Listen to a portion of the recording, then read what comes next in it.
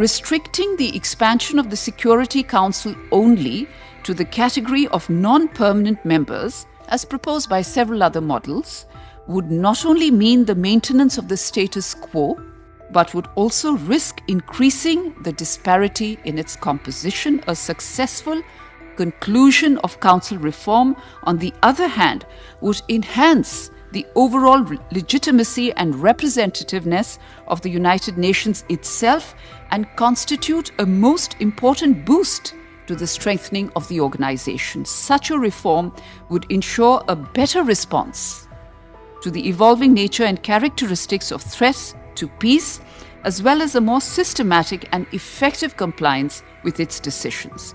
Representativeness and equitable participation must be clearly reflected in the Council's composition. Only through an updated observance of those principles would the legitimacy of the Council's decisions be ensured. Let me say also that while the new permanent members would, as a principle, have the same responsibilities and obligations as current permanent members, they shall not exercise the veto until a decision on the matter has been taken during a review. Nonetheless, and therefore I say that we should not allow the veto issue to have a veto over the process of reform itself. Our proposal is also a gesture of displaying flexibility on the issue for a constructive negotiation.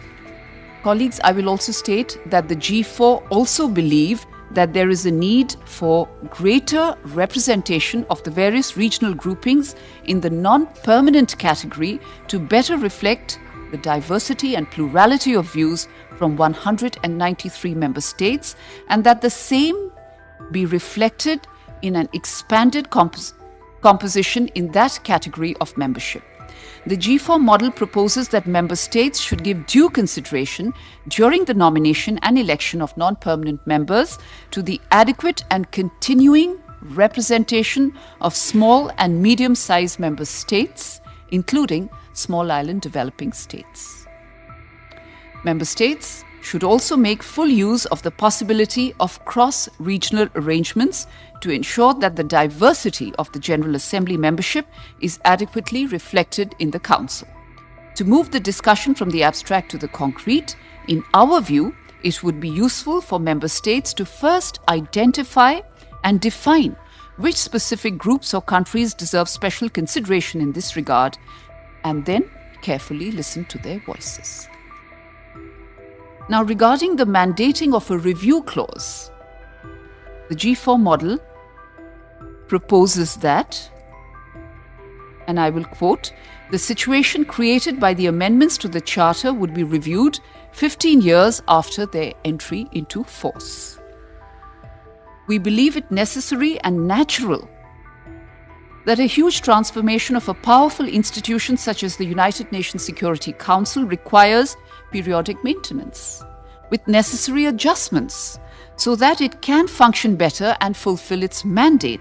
In this sense, and you might agree with me, it is quite unusual that there has been no review for the roughly 60 years since the last reform of the Council, which saw the addition of 4 non-permanent members, let alone the almost 80 years since the creation of the Council with 5 permanent members. Everyone knows that the current structure of the Council does not reflect contemporary realities, and that this disconnect is now reaching its highest level ever.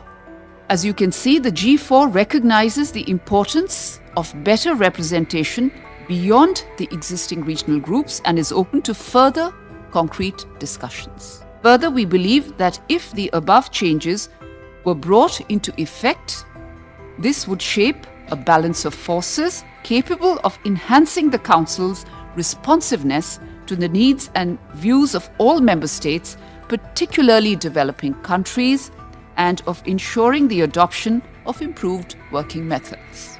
We propose further consideration of the question of the veto and foresee a review of the Council's effectiveness and composition 15 years after the entry into force of the changes proposed. Colleagues, in our view, the proposal for expansion in the non-permanent category, 2-year or longer terms, as have been proposed by some, is afflicted with the following problems. It does not empower developing countries. Not from Africa, not from Latin America, nor from Asia, as adding non-permanent seats only contradicts both the L69 model and the common African position based on the Esselvini Consensus and the CERT Declaration, which reflects the overwhelming voice of the developing world. In short, expansion in both categories of membership is the only way to address the fundamental imbalance in the Council's representation and in order to deliver effective reform. I will also add here that we will continue our active participation as the G4 in these discussions as they proceed.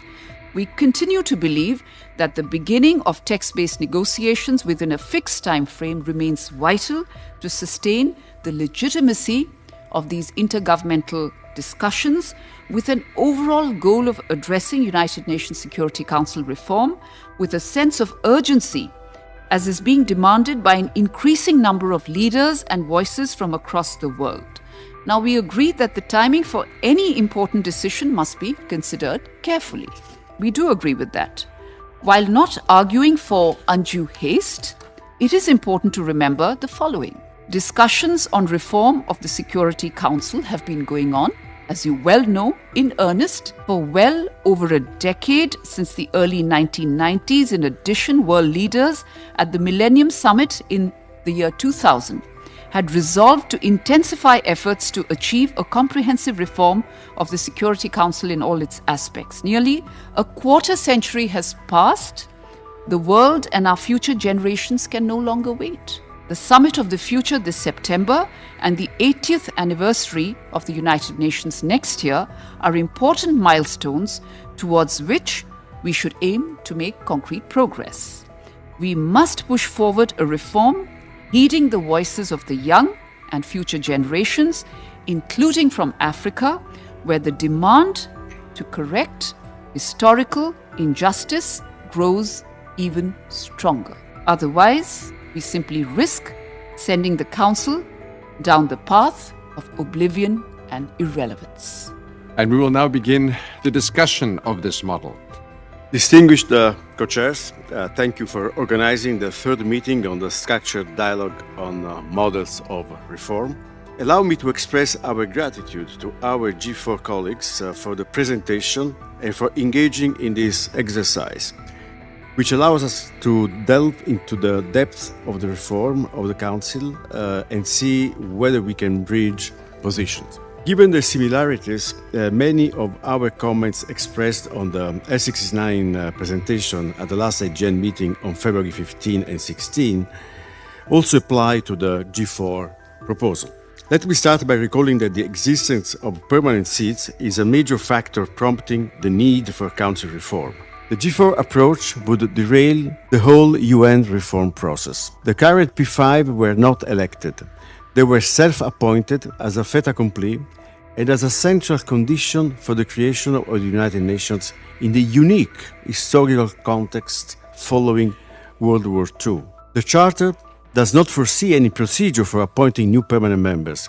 Article 23(1 and the criteria provided therein apply only to the election of new non-permanent members.